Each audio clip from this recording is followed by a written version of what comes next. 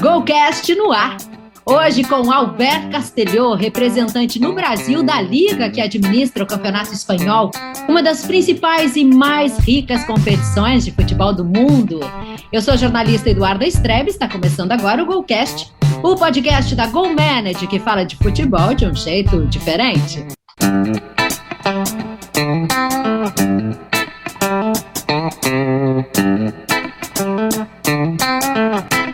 Deixa eu dar as boas-vindas, então, a Albert Castelhó. Falei direitinho, Albert? Bem-vindo. Bem-vindo. Muito obrigado, Eduarda. Enfim, é prazer estar aqui hoje com vocês. Você pronunciou muito bem. É Albert Castelhó. Tem aquela dúvida do Castelhó, mas é bem parecido ao LH que vocês têm aqui. Que legal. Então, conta pra gente. Você veio com a La Liga aqui para o Brasil em 2017. O que vocês vêm construindo de lá para cá e qual é a estratégia aqui nesse futebol que a gente ama do Brasil? Bom, sim, os primeiros anos foi muito mais de conhecimento do mercado, entender como era vista a Liga por aqui, entender também como era todo o trabalho feito pela ESPN, que é o nosso parceiro de transmissão da La Liga Santander aqui no Brasil. Enfim, aí aos poucos era entender um pouco as diferentes oportunidades, onde que a gente consegue estar mais perto dos nossos fãs, entender muito mais como a gente cria conteúdo e distribui ele entre meios de comunicação para que seja um campeonato que tenha muito mais, seja mais presente no dia a dia dos nossos torcedores, apostar muito por campanhas digitais. E aí, aos poucos, enfim, fomos desenvolvendo diferentes projetos que encaixaram um pouco nessa demanda da nossa torcida, dos nossos fãs, também de parceiros comerciais. E aí foi quando a gente foi trabalhando diferentes projetos, como, enfim, temos uma parceria com a Federação Paulista, onde a gente troca bastante conhecimento sobre áreas de gestão de futebol. Temos desenvolvido um projeto também de uma minissérie de scouting de jogadores de futebol, que foi série depois na ESPN, também foi disponível no YouTube. Atualmente lançamos também outro projeto que é de escolinhas de futebol da La Liga em diferentes escolas. Então, enfim, vai evoluindo ano após ano. Segundo vamos conhecendo melhores oportunidades que existem no mercado, vamos nos adaptando e entendendo como que a gente consegue chegar, como falei, né, de formas diferentes a diferentes tipos de torcedores. A gente sabe que não é a mesma coisa um jovem de 15 anos, outro que já tem 30, outro que assistia ao futebol da La Liga já muito tempo atrás, mas sempre estando o mais presente possível para estar sempre presente no ideário dos torcedores brasileiros. Bom, antes de eu passar a bola ali para o Norton, em Porto Alegre, Luiz Henrique, que está lá em Brasília, os dois bem curiosos nessa entrevista, eu vou pedir só para você falar despacito, bem devagarinho aí para gente, para que a nossa audiência te entenda, embora tu fala super bem, né? Dá para te entender muito bem aí nesse teu português, digamos assim, né? Já bem adaptado aqui ao Brasil. Se você falar um pouquinho mais devagar, eu te agradeço, para a nossa audiência te ouvir perfeitamente. Meninos, é com vocês. A La Liga vem para o Brasil, assim como ela foi já para outros países, muito pela questão de internacionalizar sua marca, valorizar sua marca, né? Inclusive no Brasil tem a pretensão, e acho que isso até já ocorre, na minha opinião, de ser a segunda liga de preferência de todos os brasileiros, mas tem muito também essa questão do foco das transmissões, a parceria com a ESPN. E existe alguma prioridade? Qual é o foco, na verdade? Seria mais B2B ou B2C? Ou seja, é mais a questão do foco no negócio ou no consumidor final, né? Em trazer cada vez mais adeptos, simpatizantes da Liga, da La Liga aqui no Brasil?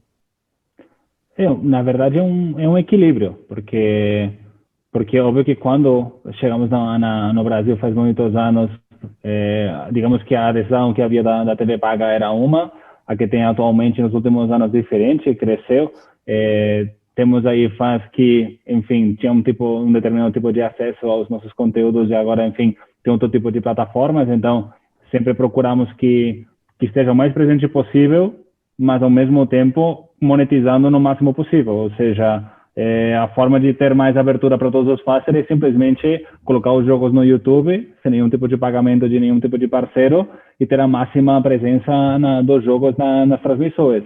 Agora, a gente entende que também isso não gera o retorno financeiro que a gente espera de um campeonato como o nosso, que já vem ano após ano se fortalecendo como marca. Então, aí existe um pouco esse equilíbrio de onde que a gente consegue ter esse parceiro que nos ofereça um retorno financeiro que é interessante e importante para a sustentabilidade financeira do nosso campeonato, para continuar sendo competitivo com outros clubes, com outros tipos de campeonatos, mas ao mesmo tempo chegando ao máximo de torcedores possível. Você concorda comigo que tem alguma espécie de medição? Já seria, a impressão que se tem, o feeling que se tem, aquela liga já é a liga de maior preferência dos brasileiros, fora o nosso próprio campeonato?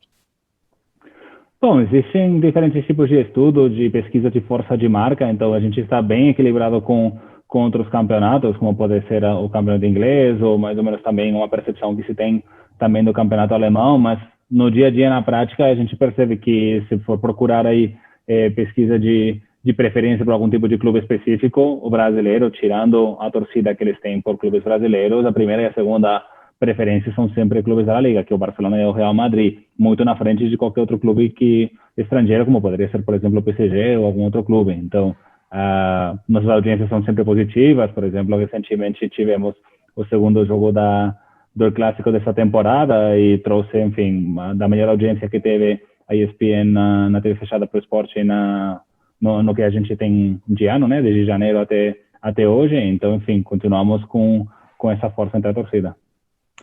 Albert, muito obrigado aí por estar conosco aqui no Golcast. Eu ia fazer uma pergunta, mas a partir da sua resposta, e agora colocaste o Eu Clássico, me chamou a atenção uma produção feita em Fernando de Noronha, chamando o Eu Clássico, Real Madrid versus Barcelona, Barcelona versus Real Madrid. Como isso funciona nessa maneira de a La Liga entrar no mercado brasileiro? Porque realmente me chamou a atenção a produção, a qualidade. Como é essa conexão interna ou como vocês trabalham isso para vender o El Clássico ou a La Liga no mercado brasileiro? Bom, sabemos que o Clássico provavelmente seja o jogo entre dois times do mesmo campeonato que mais desperta a atenção e paixão por mais torcedores em todo o mundo. Sabemos que não interessa o horário que for transmitido, vai ter grande audiência, seja na Ásia, América, África, enfim, ou Europa. Então, a gente sabe que é um evento global, são marcas super fortes. Nosso campeonato também tem crescido nessa mesma força que os outros clubes, como Barcelona e Real Madrid. E com essa ação, o que a gente quis mostrar é justamente que o El Clássico chega a todos os lugares do mundo, por mais difíceis de acesso que possa ser aquele lugar. Então, quando nos trouxeram, olha, vamos fazer esse tipo de campanha para mostrar que o Clássico chega a todos os diferentes lugares do mundo, qual que seria um lugar relativamente afastado, difícil de chegar, tudo, que dê para realmente gravar, né? Porque isso foi gravado praticamente umas 2-3 semanas antes do Clássico. Então, enfim, a gente já tem alguns contatos ali em Pernambuco, em Recife. Então, bom, vamos tentar fazer isso em Fernando de Noronha, que acreditamos que é um lugar, um marco relativamente bastante icônico aqui no Brasil e que mostra isso, que o Clássico também chega até Fernando de Noronha. E esse, só como curiosidade, porque eu achei muito, muito legal a ideia, e esse material, ele fica restrito a ser apresentado no mercado brasileiro, porque ele foi falado em português, ou ele também chega a outras regiões do mundo através do que a La Liga faz de expansão e de comercialização da marca? Foram feitos 2 vídeos. Tem um vídeo que é mais completo, mais longo, de alguma forma, que é a peça completa brasileira, e dessa peça completa foi obtido apenas uma parte dessa grande produção, e que na verdade não é muito mais longa do que 1 minuto e pouco, mas enfim, alguns segundos que foram unidos a outros trechos de outras produções mundiais para poder fazer um pouco essa campanha global. Então, fica mais como uma peça interna para qualquer outro tipo de uso posterior, mas, claro, digamos que o que queria se mostrar era que era uma peça global de diferentes regiões, mas que, claro, depois aí, se quiser entrar em mais detalhes de como foi gravado tudo aquilo, existe uma peça mais completa, mas queríamos que essa peça global pudesse ser usada em qualquer lugar do mundo, não só no Brasil, mas mostrar também o que foi feito na Indonésia, o que foi feito no Equador, o que foi feito, enfim, na Dinamarca ou em outros países do mundo. Roberto, quando você vê a garotada usando a camisa do Barcelona e do Real Madrid, que isso é muito presente realmente aqui no Brasil, te dá uma satisfação por já ter essa conquista aqui, né, por essa proximidade que temos já hoje do futebol espanhol, ou te dá uma vontade de ampliar esse negócio, mostrar outras marcas tão importantes também? Porque existem outras marcas no La Liga que acaba sendo o cartão de visita, Barcelona, Real Madrid, mas existem outras grandes marcas aí que também deveriam estar presentes, né? Como é que é feito isso? Enfim, o que me deixa mais feliz é ver, um exemplo, semana passada pedi entrega em casa de comida e o Rappi que estava entregando, o Uber, enfim, como que chame, ele estava com a camisa do Atlético de Madrid. E eu falei para ele, gostei da sua camisa. E ele, enfim, todo animado, empolgado, assim. Desde que eu voltei, eu já morei, a primeira vez que eu vim para o Brasil foi em 2009, fiquei até 2015, então essa aqui é a minha segunda etapa. Nessa segunda etapa eu tenho visto muitas mais pessoas vestindo a camisa do Atlético de Madrid do que eu via antes.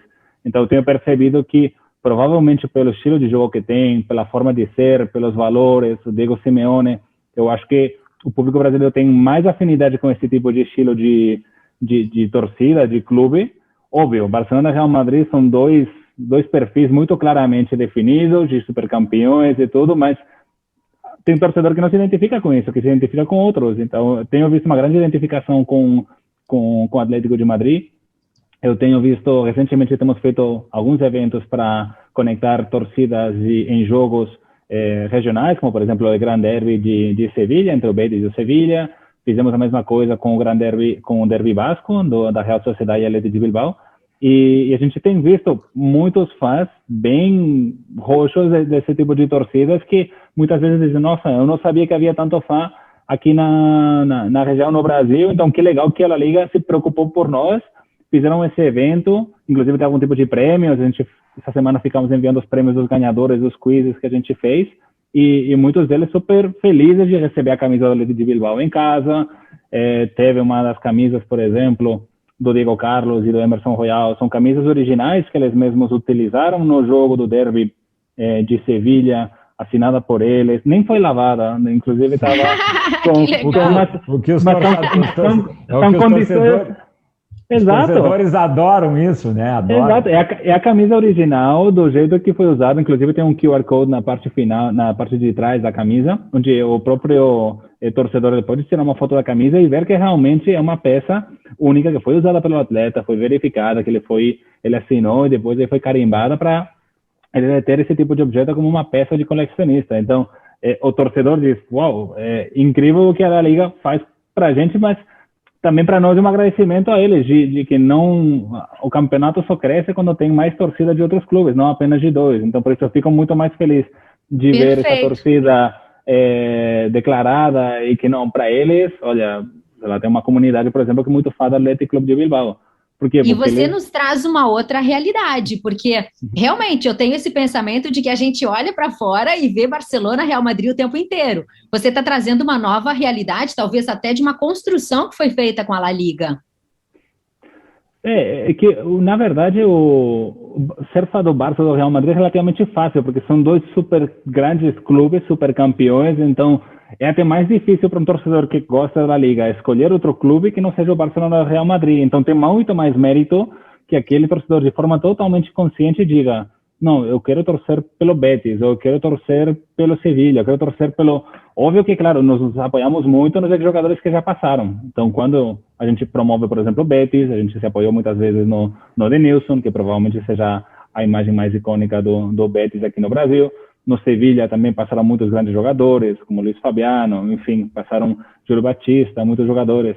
Então, para nós é uma grande satisfação ver que tem torcedores que muitas vezes, sem ter feito muita ação ativa da nossa parte, existe esse tipo de torcida que talvez não é tão numerosa, talvez não chama tanto a atenção, mas eles estão aí e realmente eles precisam ser valorizados e a gente pensar em formas de tê-los mais engajados e ao mesmo tempo tentar crescer essa base de torcedores. Albert, eu queria seguir nesse assunto porque tem um outro lado aí da questão em relação à La Liga, justamente do superpoder de Barcelona e Real Madrid, que no século XXI apenas 4 equipes ganharam La Liga, além de Real Madrid e Barcelona, Valência e Atlético de Madrid. O que torna a La Liga, entre as ligas maiores da Europa, a mais concentrada. com menos campeões. Como é trabalhar em cima dessa realidade sob o ponto de vista técnico e de interesse da competição e de interesse do jogo? O principal equilíbrio veio da parte da reorganização da receita de televisão, porque a gente sabe que essa receita representa, em muitos casos, até 80% do orçamento que tem alguns clubes, e para alguns clubes, Barcelona e Real Madrid representa menos. Agora, com toda a questão do Covid, por não ter torcida em casa, todo não poder receber torcedores no estádio, obviamente voltou a ter uma importância relativamente expressiva. Mas quando foi mudada essa distribuição de receita em 2015, isso trouxe para muitos clubes uma força econômica que antes não tinham. Realmente havia uma grande disparidade. Antes, Barcelona e Real Madrid ganhavam praticamente 12 vezes mais do que ganhavam os times menores aí da primeira divisão. Com essa mudança, praticamente a diferença vai para 3. Então, a gente consegue ver elencos muito mais competitivos. A gente começa a ver aí clubes, como, por exemplo, você mencionou o caso do Atlético de Madrid em 2013. Essa temporada, o Atlético de Madrid está indo bem, não tá fechando aí o campeonato como ele já poderia ter feito, sim, mas está aí. Temos muitos outros clubes que também têm se mantido super competitivos em outras competições europeias, como o caso do Sevilla, com a Europa League, sendo o máximo campeão da competição. Temos esse ano, de novo, o Villarreal aí competindo nas semifinais da Europa League, e temos visto, enfim, uma grande concentração de clubes nas primeiras 4 posições. Atualmente, se não me engano, acho que tem uma diferença de 3 pontos entre eles, 3, 4 pontos. Acho que só o campeonato francês está tendo, nesse momento, uma diferença tão pequena entre os clubes que vão do primeiro ao 4º lugar. Outras competições têm uma diferença muito maior. E também os times que estão na parte de baixo da tabela. Praticamente tem clubes que com 2 vitórias poderiam se salvar do rebaixamento. Então, está mais competida do que nunca a temporada atual da La Liga. E para nós o trabalho de já não só a questão econômica, mas também de continuar trazendo conteúdo de outros clubes. Então, por exemplo, nós trabalhamos muito em Madrid com a criação de conteúdo, que é depois complementada pela nossa agência de comunicação aqui em São Paulo, e fazemos, enfim, distribuição de conteúdo que criamos justamente para dar mais informação, mais voz a outro tipo de torcidas, né, a outro tipo de clubes. Então, enfim, a gente tem trazido muita coisa sobre o Huesca, por exemplo, e tem um influenciador agora no Nordeste, o Nilcinho Fuleiragem, que fala muito sempre da minha Huesca. Tem outros, enfim, influenciadores que têm, de alguma forma, adotado algum tipo de clube. Então, para nós, sempre é importante que a mídia não apenas pense na La Liga como o que está fazendo a Barcelona e Real Madrid. Que a gente sabe que é o que dá mais audiência, mas queremos que também saibam, sempre que a gente pode, fazer algum tipo de encontro, conteúdo, material específico, mesmo que seja serial ou algum outro tipo de perfil mais conectado localmente, onde também se tragam histórias de outros clubes, como o Deportivo La Coruña, como o Espanhol, como o Rayo Vallecano, como, enfim, Granada, enfim, tentar trazer sempre diferentes histórias. O futebol, ele concorre hoje com outras marcas, com outras atrações aí do mundo do entretenimento. E se tem uma percepção de que os jovens hoje, eles não têm muita paciência para ir a um estádio e ficar olhando 90 minutos, ou ficar 2 horas no estádio para ver um jogo, ou sentar na frente de uma televisão para ficar vendo 90 minutos de jogo de futebol. O jovem parece que curte um negócio mais dinâmico, mais rápido, com mais interação. O que nós podemos fazer para competir com esses mercados? O que o futebol precisa se modernizar, se reinventar para competir com esses mercados e não perder o interesse desses jovens, né? Porque os jovens são o futuro, né? A gente tem que criar interesse nesses caras, porque esses caras é que serão os nossos consumidores ali na frente. Você colocou um ponto aí, que, por exemplo, a questão da duração dos jogos, que acho que é um assunto que não tem assim muita discussão, porque já existem outros esportes que têm jogos praticamente de quase 4 horas, como tem beisebol, o futebol americano, tem filmes de mais de 2 horas. Então, enfim, eu acho que depende muito também de como é a dinâmica do jogo. Um jogo competido durante 90 minutos é uma delícia. Obviamente, um jogo onde há muita grande disparidade ou realmente não um jogo muito fluido, óbvio que aí talvez seja um pouquinho mais pesado de poder acompanhar, como qualquer outro esporte. Mas do nosso lado, o que a gente tem feito para conectar ainda mais é inovar muito na parte da transmissão da transmissão esportiva. Então, todos os anos vemos trazendo novidades em quanto a diferentes tipos de câmeras, diferentes tipos de inserções digitais de dados na própria transmissão, e é uma coisa que apenas a La Liga está fazendo. Você não, durante o jogo, consegue ver ao vivo qualquer tipo de inserção de dados, como, por exemplo, o time tal está atacando mais pelo lado direito, ou atualmente está se posicionando numa formação de 4-3-3, ou naquela repetição o jogador fez aí um pique de 32 km por hora para poder fazer o cruzamento, fazer o gol, ou antes de bater o pênalti já é colocado de forma digital no gol, e ver aí que Messi bateu na temporada atual 12 pênaltis e todos foram nesses lugares, e daquele lugar concreto, aquele está em vermelho porque o goleiro defendeu, ou está em verde porque tudo aquilo são gols. Enfim, a gente vem trazendo cada vez mais dados à realidade da transmissão para que isso pareça de alguma forma o que ele vê em videogames, né? O que a gente acontece no FIFA, o PES, enfim, outro tipo. Então, quando a gente... Isso seria só a transmissão ao vivo.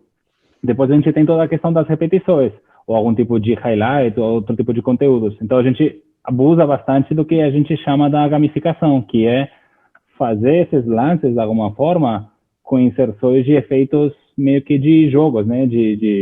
Como eu diria, de cartoons, né? De desenhos, de trazer um pouco uma área muito mais de... não mangá, mas ao mesmo tempo, enfim, mais informal, né? Não tão apenas colocar aí o lance do jeito que foi gravado, não. Tentar trazer um pouquinho mais uma forma mais atraente de poder ver essa repetição, esse melhor lance, né? Então, enfim, material ou conteúdo que possa ser de alguma forma distribuído, consumido em massa através de redes sociais, e não através do formato tradicional que seria a televisão. Realmente chama atenção. Eu gosto muito do início da transmissão dos jogos de La Liga, quando os jogadores parecem que realmente se tornam reais. Aquilo, para mim, é realmente um impacto muito, muito grande e está, acho que, alinhado a essa questão da tecnologia, né, o uso da tecnologia. Mas eu queria aproveitar, Albert, num ponto que tu tocasse, que é justamente a questão da competitividade. Numa recente jornada de La Liga, eu acompanhei um fato curioso.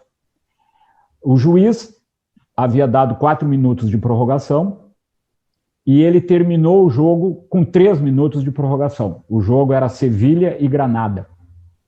Houve reclamação do Granada, que estava perdendo o jogo, que teria que ter mais 1 minuto, o juiz apontava o relógio, e enfim. Depois, houve o reconhecimento do erro do juiz. O time do Sevilha, alguns jogadores já estavam no vestiário, voltaram para o gramado, e foi disputado o minuto final, que ficou faltando quando o juiz reconheceu o erro e deu esse minuto, concedeu o tempo regulamentar extra correto.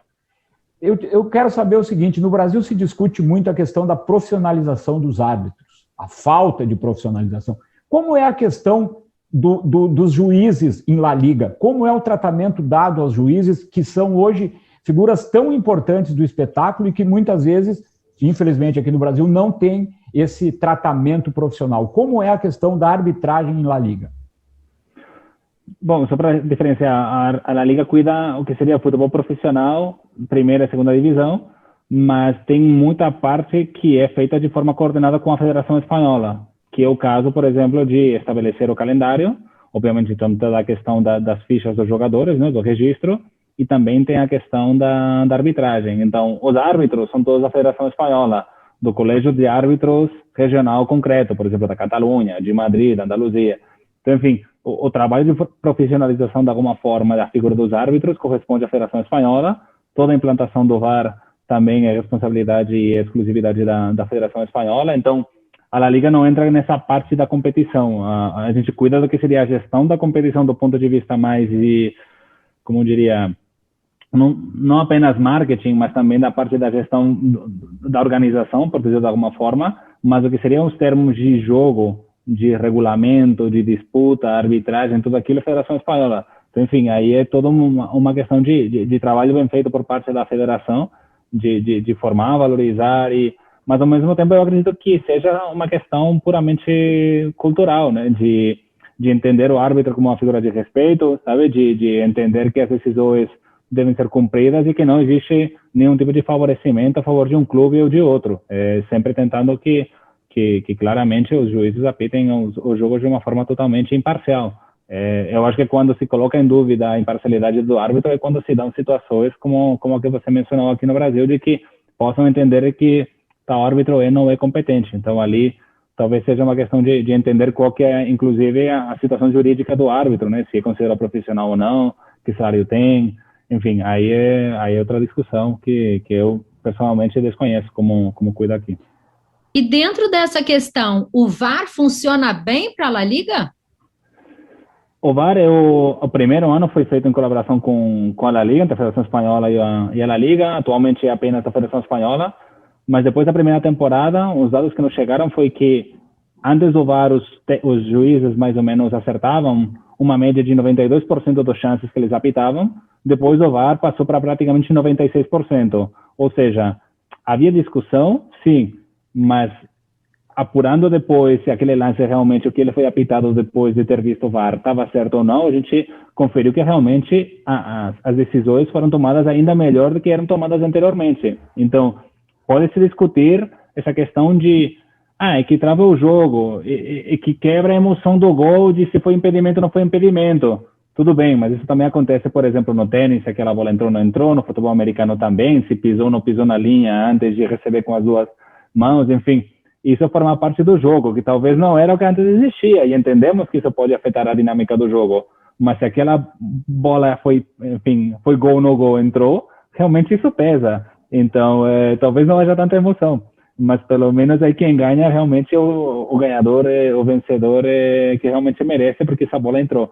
Então, do nosso lado, enfim, continuamos sempre apoiando o VAR, porque é mais uma ferramenta que traz veracidade, ou que traz de alguma forma que as decisões sejam todas tomadas da forma correta, segundo aconteceram. Pois é, a minha pergunta era mais porque aqui, em vez de emoção, é polêmica mesmo, Alberto. É muita polêmica, né? O VAR chegou no Campeonato Brasileiro como essa tecnologia que veio para ajudar, mas realmente a cada rodada a gente via muita discussão com relação a isso. Eu fiquei com a impressão que nas últimas rodadas do Campeonato Brasileiro, o VAR também teve 92%, mais de erro. Eu acho que o final do Campeonato Brasileiro, o VAR foi fundamental para decidir quem foi o campeão. Esta é a minha opinião, eu não tenho nenhum problema em dizer isso aqui no ar. O Norton, de certa forma, roubou um pouquinho da minha pergunta, porque eu ia dizer exatamente isso.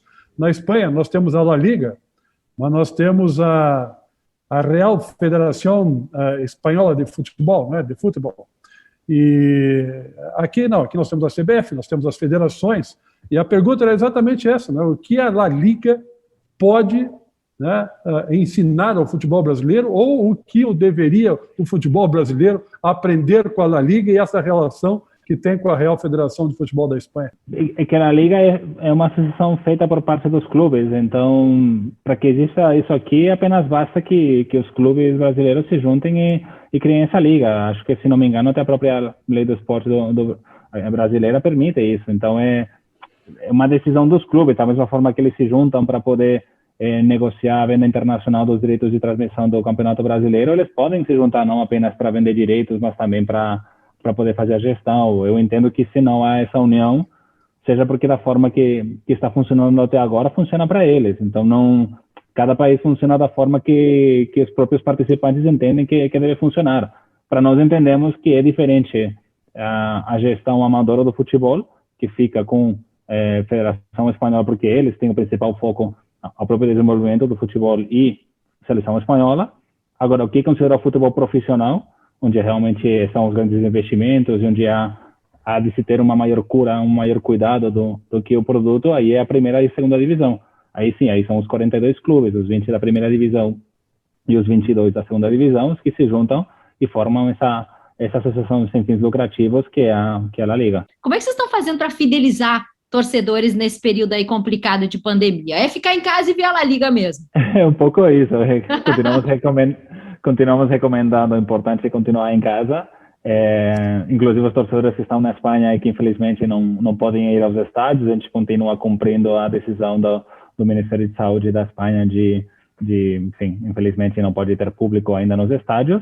O que a gente tem feito para suprir isso, já que tem, inclusive, mais pessoas em casa assistindo os jogos e que tem gerado, inclusive, mais aumento de audiência para nós, é fazer uma série de efeitos tecnológicos que colocamos na transmissão, que provavelmente vocês devem de ter visto, que é inserir de forma artificial torcedores na primeira linha da arquibancada dos estádios e inserir o som da torcida local, daquele time, que não é nada mais do que o próprio som de torcedores que previamente já estiveram naquele estádio em lances parecidos, só que já foram, de alguma forma, registrados pela FIFA, pelo Electronic Arts, o videogame, e que tem essa biblioteca de imagens, e que, enfim, de alguma forma tem uma espécie de DJ que é aquele que vai colocando os sons desses tipos de reações da torcida em função dos diferentes tipos de lance que acontecem no jogo, se é uma falta, se é um gol, se é uma jogada, enfim, em função de se é uma jogada a favor ou em contra. De alguma forma a gente tem adotado esse tipo de inovações na parte de transmissão para aquele fã que está em casa e que não pode estar no estádio. Agora, quanto aos fãs que estão aqui no Brasil e que, claro, eles não vão para o estádio, eles podem acompanhar essa transmissão para, de alguma forma, amortecer, de alguma forma, não sei se seria a melhor palavra, né? Amenizar exatamente o que seria a falta de experiência na transmissão em casa por falta de não ouvir aí esse som ao vivo dos torcedores, mas o que temos feito é um pouco o que mencionei anteriormente, né? De criar encontros exclusivos entre uma seleção de fãs ao redor de algum jogo específico, como o caso do Gran Derby de Sevilha, o Clássico, o Derby Basco. Então, usamos muito a figura dos nossos embaixadores e ex-jogadores da La Liga que têm passado pelo nosso campeonato. Criamos aí, enfim, um pequeno concurso para as pessoas se cadastrarem. Selecionamos um grupo pequeno de pessoas, que vai de umas 15 a 50 pessoas, mais ou menos, para poder fazer, enfim, uma experiência bem única, nas quais elas podem conversar diretamente com ex-jogadores. E isso já aconteceu com Denilson, com Baptista, tem acontecido com o Xavi Preto, jogador da Real Sociedad, tem acontecido também com Ismael Orzaiz, centroavante do Athletic Club de Bilbao, então com Edmilson também. Então, enfim, experiências diferentes que depois também a gente quer testar o conhecimento deles do nosso campeonato e poder conseguir algum tipo de prêmios. Então, assim, o que a gente faria às vezes de fazer um encontro com fãs num bar, em algum restaurante, em algum local, a gente tem que passar isso para o formato online. Mas como falei, né, tenta criar esse tipo de experiência bem exclusiva, esse contato olho no olho com esses jogadores, porque a gente sabe que para eles, e eu estou falando de não só as pessoas de localidades que têm mais, talvez seja mais óbvio, tipo São Paulo, Rio, Porto Alegre, Salvador, não, estou falando de pessoas conectadas de Penedo, Alagoas, ou pessoas do interior do Ceará ou do Mato Grosso, enfim, tem sido conectadas pessoas de diferentes lugares do Brasil, então para nós é uma forma única delas poderem participar, porque se a gente for fazer um evento físico, seja em São Paulo, Rio, Porto Alegre, Goiânia, Brasília, difícil de uma pessoa que mora no interior daqueles estados poder estar aí presente. Então, a parte boa dessa pandemia é que a gente tem usado muito mais os meios digitais e temos chegado a fãs que provavelmente antes não teríamos chegado. Isso é uma curiosidade, o Norton já tem ali uma pergunta engatilhada. Qual foi a audiência de vocês, o aumento de audiência que vocês conseguiram? Da transmissão, até a rodada 27 dessa temporada, que são os dados que eu tenho atualizados, a transmissão ao vivo tem aumentado praticamente 1 milhão a mais de pessoas da temporada passada para a temporada atual. O ao vivo, né? Eu não estou falando de repetições de jogos ou de magazines ou algum tipo de tal, mas a transmissão ao vivo. Então, apenas comparando a temporada passada para a atual. Então, enfim, isso é isso. Entre as pessoas que, claro, acompanham mais o campeonato, também, obviamente, grande trabalho de promoção do nosso campeonato por parte do Grupo Disney, que transmite os jogos nos canais ESPN, Fox Sports. Então, é um pouco o resultado desse trabalho nesse último ano. A questão é o seguinte, tu falasse que a La Liga não tem fins lucrativos, e eu estava vendo aqui, hoje ela é a 5ª marca mais relevante na Espanha e a 6ª marca mais importante, com mais interesse na Espanha. Mas vocês têm uma crença muito forte no marketing, vocês acreditam e mostram, né? Tu estás nos mostrando como é fazer marketing. O que aqui no Brasil, às vezes, é uma tremenda de uma dificuldade. Como a La Liga financia, como a La Liga usa os recursos, de onde vêm os recursos para fazer todo esse trabalho de marketing, né? São 55 países que a La Liga está presente hoje, com 11 escritórios, com 46 delegados, como no teu caso, delegado da La Liga no Brasil. como é essa visão, para mim, fantástica de marketing? Da onde vem todo esse recurso para fazer tudo isso que tu estás nos contando?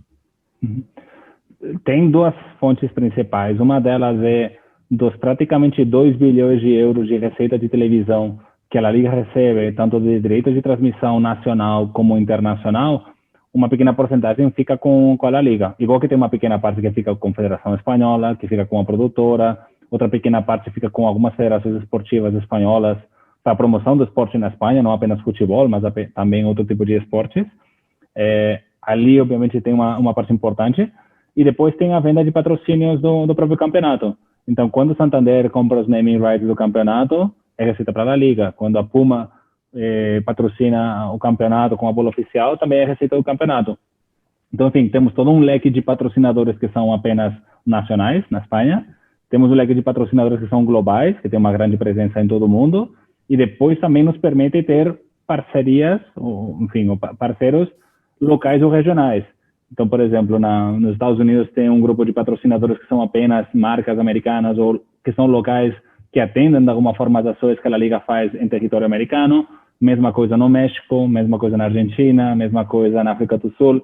Então, enfim, diferentes formas de também captar, monetizar esse tipo de impacto que tem a nossa marca nos diferentes territórios, já não só para criar, para garantir essa sustentabilidade financeira dessa estrutura internacional tão grande que a gente tem, mas também como para poder gerar essa receita para manter a equipe que está em Madrid e se sobra, que normalmente sempre sobra, no fim da temporada, é distribuída de forma igualitária entre os diferentes clubes. Então, eles entenderam que no começo de todo esse projeto era um investimento, mas que depois de pouco tempo eles já iriam ver aí os resultados. Então, eles primeiro deviam aprovar, olha, essa estrutura internacional vai ter um custo de tanto. E, obviamente, claro, entre 42 clubes, para algum clube é uma verba pequena, para outro vai dizer, talvez isso aí poderia ser uma contratação de um jogador que poderia... Então, assim, eles têm que entender que isso vai ser bom porque a gente vai gerar mais receita de televisão, vai gerar mais receita de patrocinadores. Então, assim, é um investimento a meio e longo prazo. Claro que a curto prazo não dá porque tudo demora o seu tempo. Mas eles entendendo isso, fortalecendo a marca da Liga acima de outros clubes, fez com que, independentemente de quem estiver em primeira ou segunda divisão, das cotas de transmissão, tudo aquilo, que, enfim, que ia se valorizar e que ia ter essa monetização e o retorno financeiro seria melhor do esperado inicialmente. Agora eu fiquei com uma curiosidade. O Luiz vai me esperar um segundinho, porque eu queria só fazer uma pergunta sobre a questão de direitos de transmissão. Como há uma mudança grande, players entrando no mercado, e inclusive aqui no mercado brasileiro, como é que está a negociação de La Liga para chegar na TV aberta no Brasil? Tem algo a curto prazo ou não? Nas TVs abertas, assim, para realmente ter uma outra escala, ou esse não é um projeto de La Liga no Brasil neste momento? Toda a questão de negociação de direitos de transmissão, não sou eu que faço, é uma equipe em Barcelona, que é a equipe da MediaPro, que aliás é a mesma equipe que faz toda a produção audiovisual do campeonato.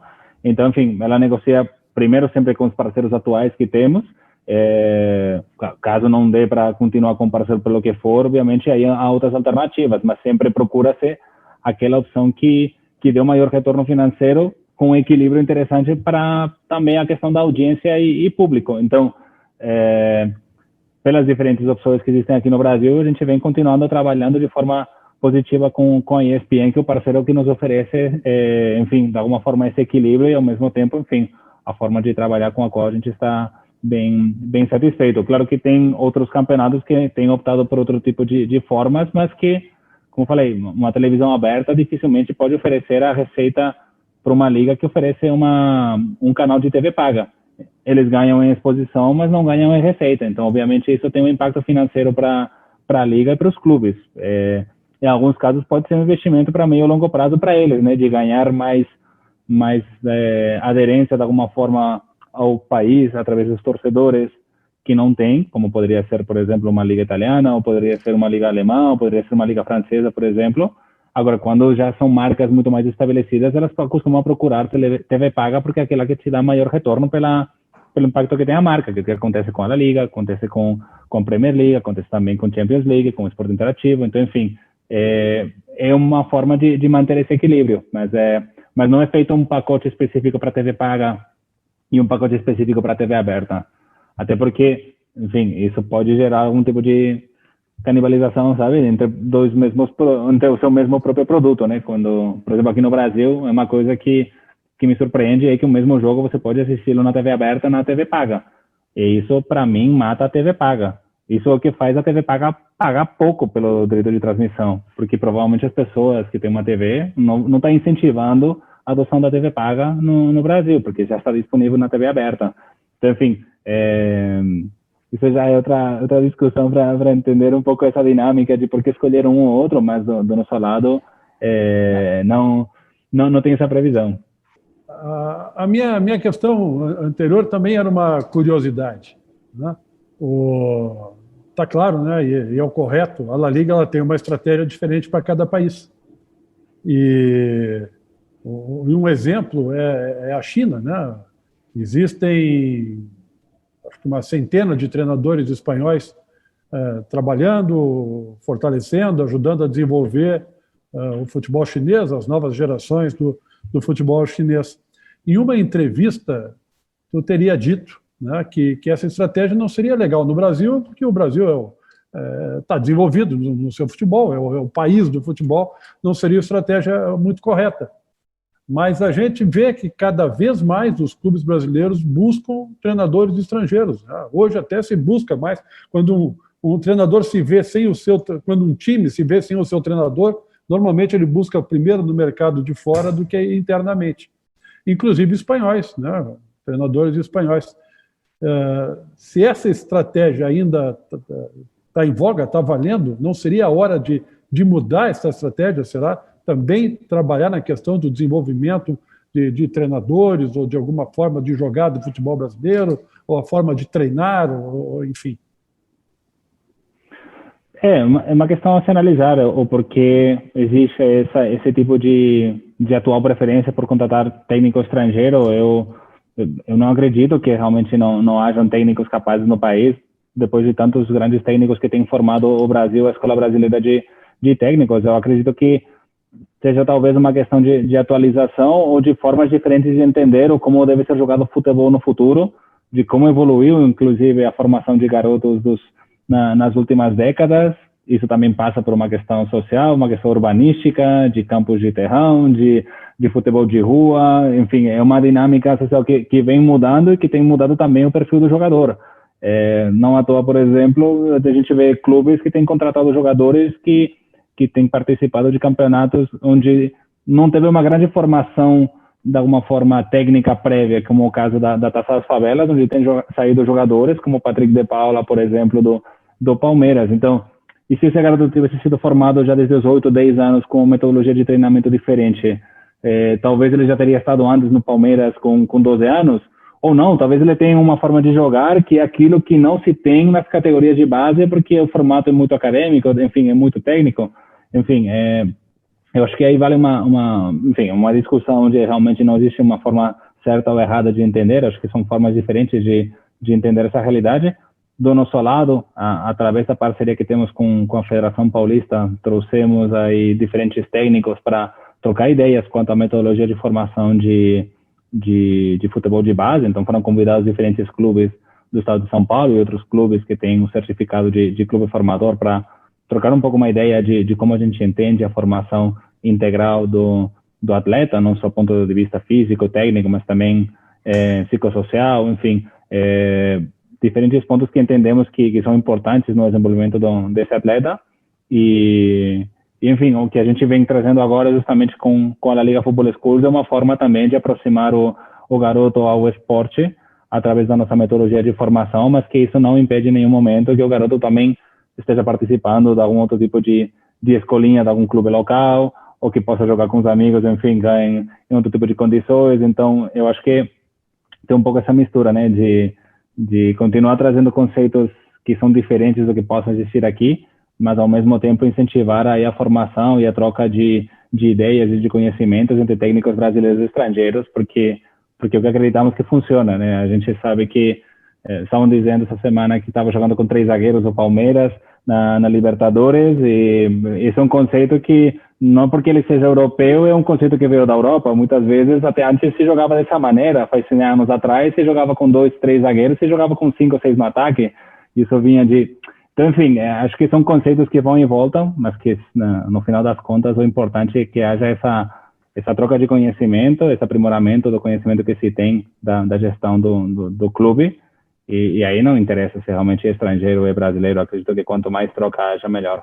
Não, você estava respondendo e eu estava pensando assim, porque a gente cresceu vendo que, assim, olha, o Brasil é o país do futebol verdadeiramente. Ninguém produziu tanto jogador como o Brasil. O americano nasce com uma bola de basquete na mão, aprendendo a bater cesta. O menino brasileiro, ele nascia sabendo jogar futebol. E aqui sempre se produziu o melhor jogo, o de mais qualidade, o de mais talento, o de mais beleza.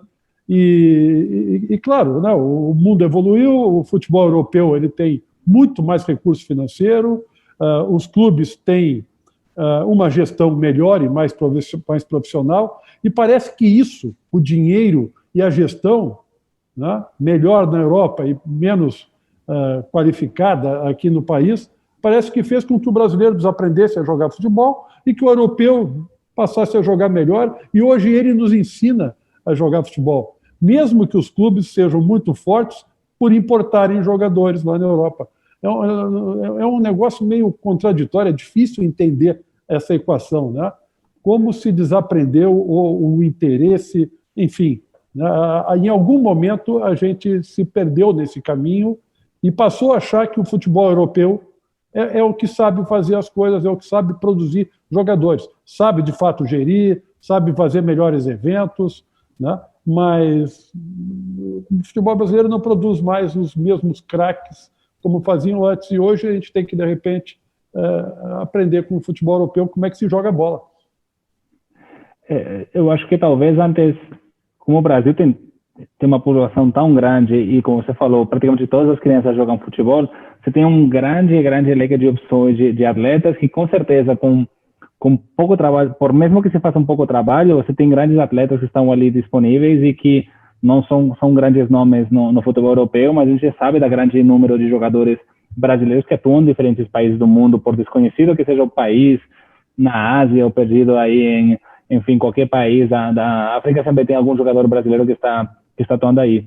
Eu acredito que foi mais um momento no qual os países europeus entenderam essa hegemonia do Brasil no futebol mundial e eles tiveram que pensar, espera aí, a gente não tem nem a questão física dos jogadores brasileiros, a gente não tem a questão social de como é formado o jogador brasileiro no Brasil, mas a gente pode trabalhar outro tipo de elementos, como é a questão do planejamento de formação de garotos de idades bem iniciantes, como a gente trabalha outro tipo de conceitos, como poderiam ser os táticos ou outros.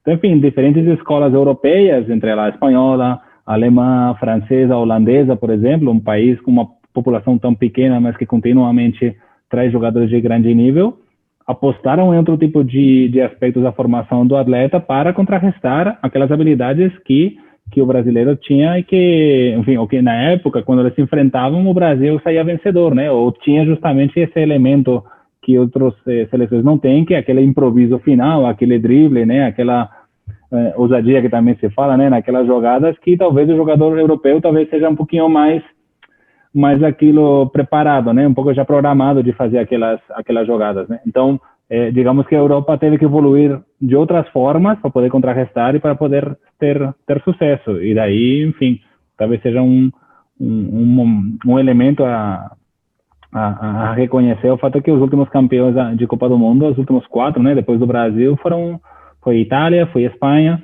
depois teve a Alemanha e na última Copa foi a França. Então, ultimamente parece complicado poder reverter isso, porque realmente se fortaleceram tanto as seleções europeias que é complicado pensar de novo em Argentina, outro tipo de seleções que antes foram tão vitoriosas que voltem a estar num nível parecido ao das seleções europeias. Eu tenho uma divergência em relação a essa questão que o Luiz traz do Brasil ser o país do futebol. Na verdade, eu acho que o Brasil sempre foi o país onde o torcedor brasileiro sabe ganhar. Ele nunca foi um amante do futebol. Ele gosta de ganhar. E acho que essa é uma diferença cultural enorme e que hoje cobra um preço que a gente está vendo. Então, eu nunca acreditei e acho que o Brasil tem outros países que talvez o futebol tenha uma relevância, uma importância até maior que no Brasil. Mas essa é uma discussão para um outro programa. Eu quero focar aqui no que nós estamos falando e eu tenho uma pergunta, Albert, pelo seguinte. A La Liga tem uma das maiores equilíbrios entre clubes associativos e clubes de donos, no caso do futebol mundial e das principais ligas do mundo. Hoje, o futebol brasileiro vive uma discussão sobre a questão da criação do clube empresa ou do futebol SA. Como é esse relacionamento dentro de La Liga e dentro dos clubes, entre os clubes associativos e os clubes com donos no futebol espanhol?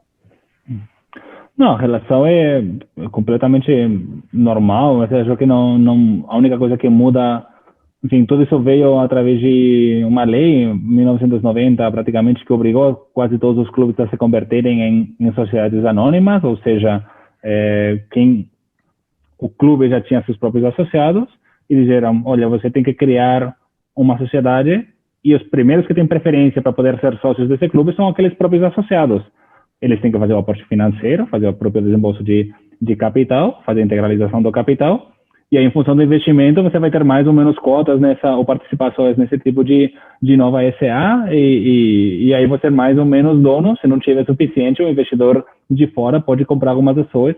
Então, aí as únicas 4 ações foram Barcelona, Real Madrid, Atlético Clube de Bilbao e Osasuna, porque eram 4 clubes que, na época, eles entravam dentro das exceções de capacidade financeira ou estabilidade. Realmente, eles não vinham tendo perdas nas temporadas anteriores, então eles de alguma forma, se adotaram uma cláusula específica para poder evitar a obrigação de se transformar em sociedade anônima. Tirando isso, o fato de ambas as entidades tributam a mesma coisa, se não me engano, acho que é 25%, então não importa se você é uma associação sem fins lucrativos, você tributa mesmo assim, se você é uma SA, você tributa mesmo assim, ou seja, o que eu não consigo entender é que possa haver uma liga onde os clubes sejam tratados de forma diferente. Acho que todos os clubes devem ter o mesmo tratamento fiscal e devem estar sujeitos às mesmas regras de compliance, outro tipo de regras de adoção das normas de governança do clube e do campeonato. Então, não interessa se Barcelona, Real Madrid ou Osasuna, enfim, a única diferença é que nas associações na Espanha, o presidente, que é aquele que se candidata para ser eleito, ele tem que trazer uma fiança, que é, se não me engano, acho que é do 15% do orçamento que tem o clube. Então, claro, obviamente isso, quanto maior for o clube, mais complicado é que haja um sócio que se candidata e tenha esse tipo de força econômica como para garantir com próprios bens pessoais que ele se faz corresponsável por eventuais perdas que tenha o clube. Que, claro, isso não acontece nas SAs, porque isso já forma parte do próprio investimento que você fez quando você comprou as ações desse clube. Mas, enfim, depois, enquanto a isso, a dinâmica dentro da La Liga, enquanto a votação, eleição de presidentes, de vice-presidentes, de assembleias e tudo aquilo, tem um peso equilibrado entre todos eles. Não há nenhum tipo de diferença pelo fato de ser uma SA ou ser uma associação. Eu vou tocar num assunto que eu acho que não faz parte aqui da nossa conversa, até porque eu acho que as ligas não vão se pronunciar, tu também não vai. A questão da Superliga Europeia, não quero discussão sobre isso, mas isso houve, né? A gente sabe aqui o que a La Liga faz na Espanha, o que faz fora da Espanha, o que não faz, porque houve, de fato, um risco, talvez com os 3 maiores times da Espanha, fazendo parte de uma outra história, né? A gente sabe agora que a Premier League e a Série A da Itália, eles estão trabalhando na mudança de seus estatutos, criando algumas regras financeiras, justamente para inibir esse tipo de iniciativa. Não vai proibir, mas para inibir que novas ligas como essa aconteçam. sem querer entrar na polêmica se isso é bom, se é ruim, se a Liga concorda, se tu concorda ou não, estaria a Liga, de alguma forma, também repensando algumas coisas para também tentar dificultar essas iniciativas, que seria muito ruim que os 3 maiores clubes da Espanha não sairiam da La Liga, mas sairiam da UEFA, talvez, não disputariam outro campeonato que não a Champions, enfim. Eu realmente desconheço isso é muita conversa em Madrid, a sede da empresa, enfim, da entidade. Acho que só o nosso presidente poderia responder essa pergunta se está sendo trabalhado ou não em algum tipo de adoção de medidas parecidas, mas até onde eu sei, desconheço qualquer tipo de movimento nesse sentido. O que importa é que não, enfim, o projeto morreu e todos continuamos estando como não aconteceu nada, a efeito de qualquer tipo de competição, então continuamos onde estávamos. Alberto Castelhó, todos nós temos um segundo time na Europa, quero saber de você, qual é o seu time no Brasil? Perigo. E agora?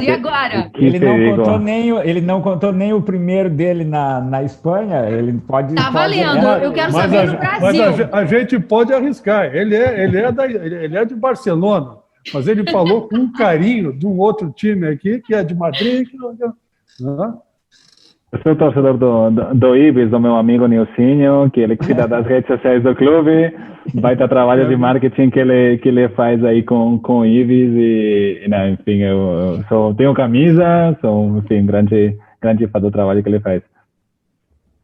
Muito bom, olha, foi tão legal conversar contigo. Para mim, faltou explorar um pouquinho a parte social de La Liga.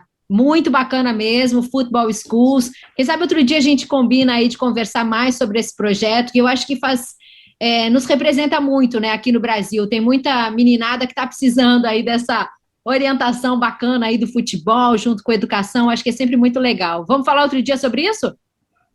Vamos, quando vocês quiserem. Tá bom, gente. Muito obrigada, Castelhó, pela tuas explanações aqui, o teu conhecimento, dividir essa tua expertise aqui com a gente, muito bacana. Somos fãs de La Liga, Norton Capel, então eu nem falo. Um dia ele ainda vai participar aí desses encontros com os jogadores, com os ídolos, porque eu acho que ele participa de todos. Norton Capel é traíra, não tem essa. Norton Capel, para ele, tá, primeiro lugar, é outro país o dele, não é... O meu time europeu, eles sabem, os dois, não estou mentindo, o meu time europeu é espanhol. Sem dúvida. Não vou dizer eu gosto onde é jogado bom futebol. Onde tem bom futebol, eu estou olhando. O meu time europeu é espanhol, não vou dizer qual, de jeito nenhum. Quem está no YouTube viu o time de Luiz Henrique Nunes. Gente, foi um prazer. Castelhó, muito obrigada mesmo pelo teu tempo, por dividir essa experiência tão bacana com a gente. A gente é tudo fã aqui, viu? Muito obrigada mesmo. Esse foi o nosso Golcast, o podcast que fala de futebol de um jeito diferente. Você já se inscreveu no nosso canal? Vai lá, Golcast Go Manage. Estamos no YouTube e nas principais plataformas de áudio.